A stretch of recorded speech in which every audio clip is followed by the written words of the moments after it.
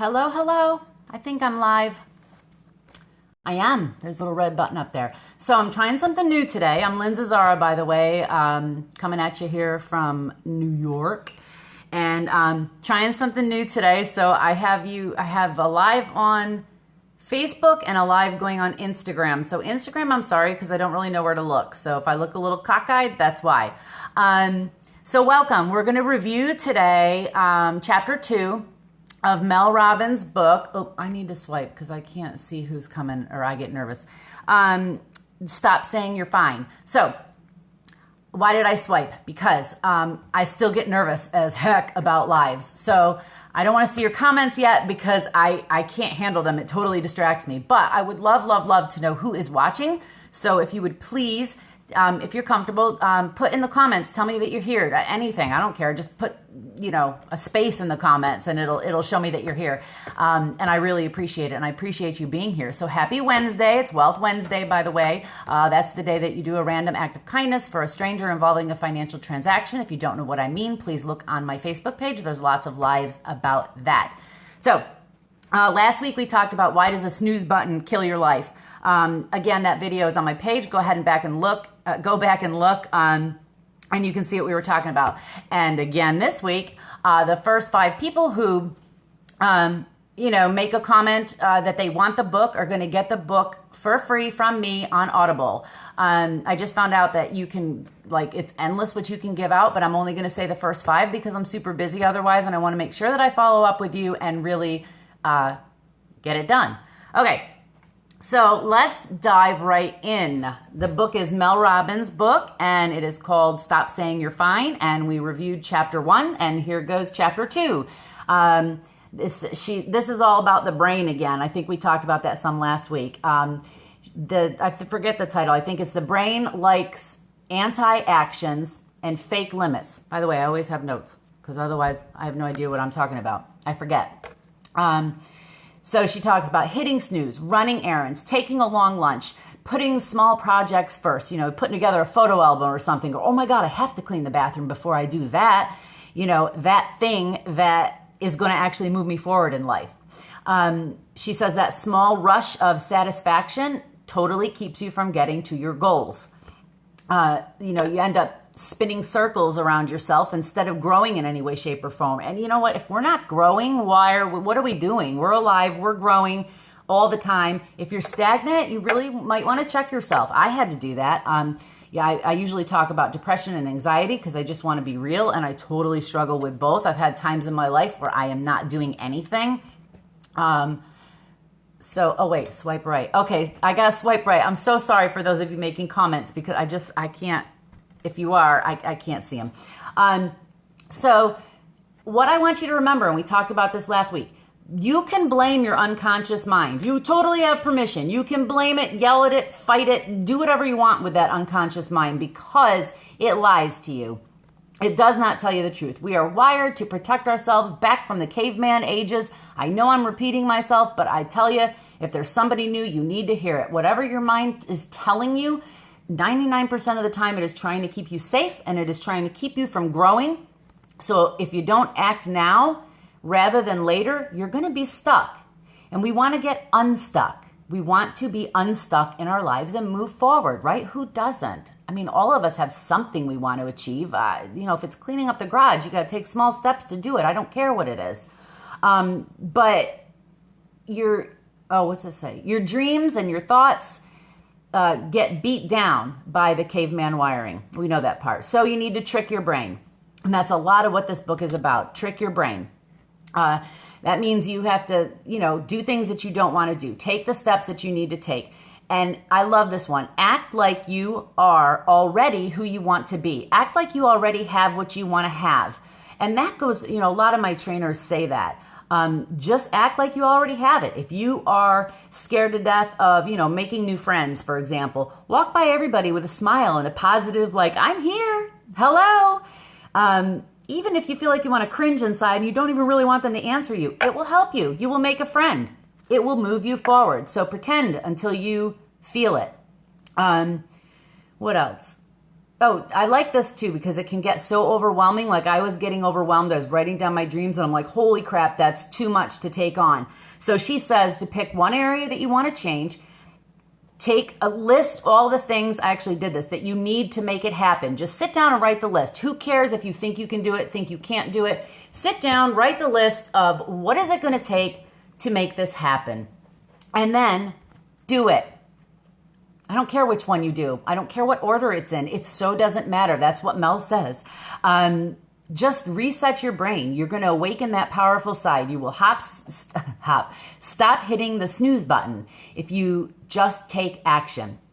Your brain, it's an enormous challenge. Let's put it that way. It's huge. I am not undermining how humongous this is to do. Even the smallest thing that you want in your life is so hard sometimes to take the first step.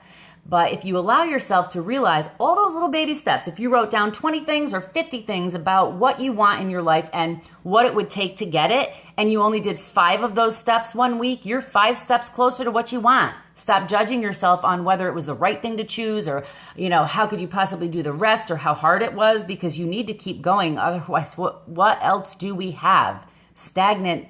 What else do we have? Again, the resounding message is, who the hell cares what you feel? Take action anyways. Whatever you feel, it so doesn't matter.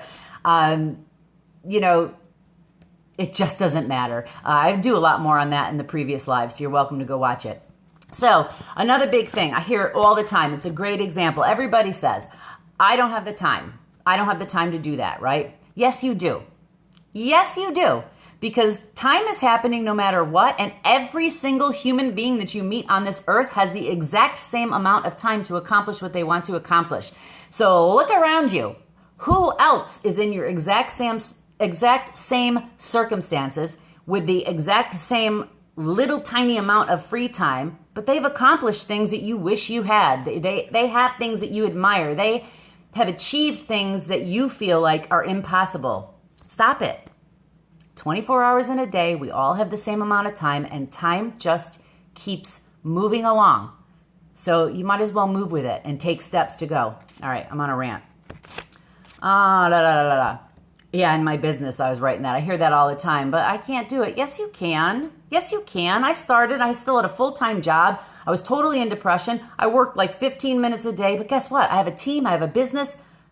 It just happened. It took way longer than I wanted it to, but it happened. How do you think I feel versus when I was feeling sorry for myself? Oh, I'm so depressed and anxious and I'm fat. I mean, I've taken little tiny steps to change those circumstances, and they are changing. I am nowhere near finished or where I want to be, but the momentum that was created, remember like rocking that car that's stuck in the ditch and all of a sudden, boom, it sets free and you're like, yes, it matters. And it's so simple to do.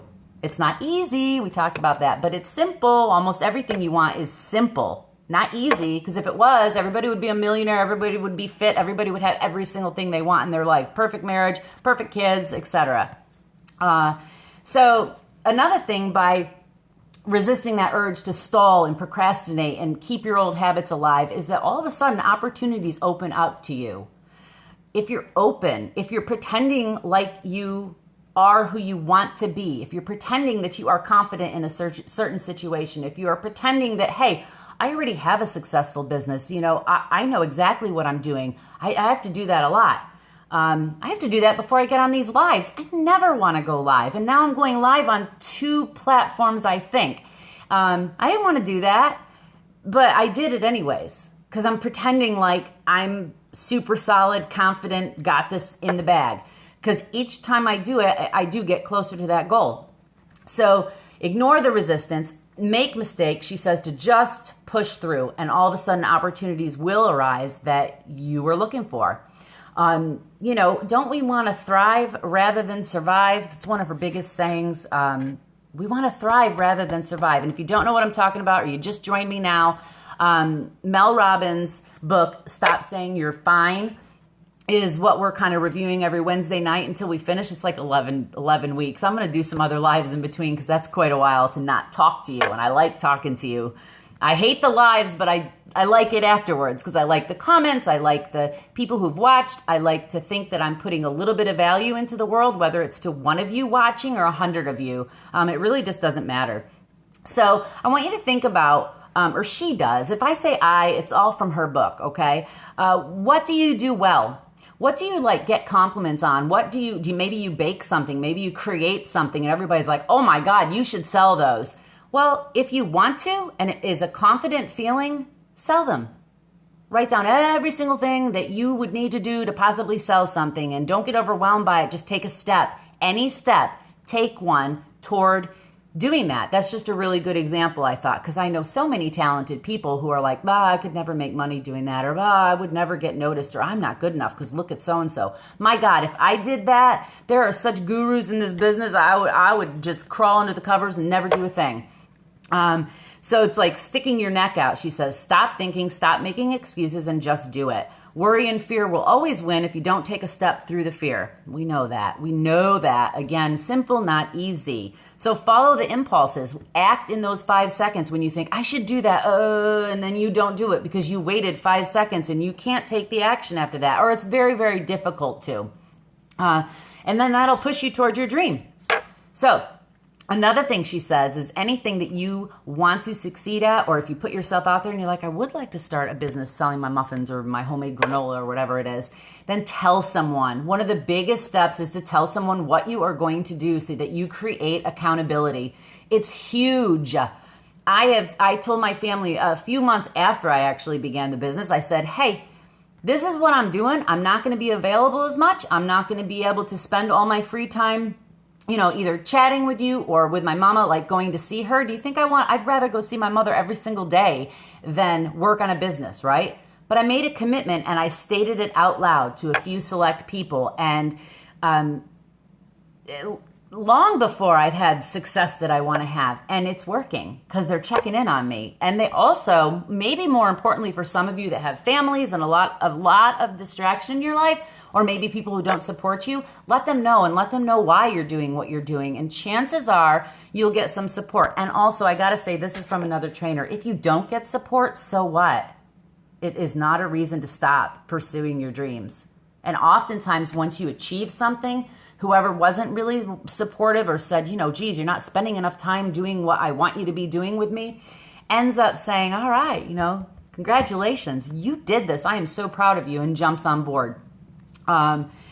She says lack of communication will kill dreams. It will kill marriages, job satisfaction, expressions of anger and frustration will just come out of the blue. You all know that if you've ever had a relationship with anybody, if you don't communicate with them what's bothering you, then it just stews and stews and stews. And when you fight, it's everything. What do they say? Kitchen sink fighting? I forget what that is. Everything but the kitchen sink or something like that.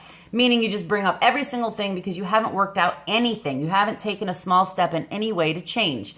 I used to be so guilty of that. I'm working very hard at not doing that, but sometimes it's hard to express your opinion to someone that you love or to someone at work. I think that's even harder, to just like curb whatever it is that's going on that you just aren't satisfied with. But it will do you well.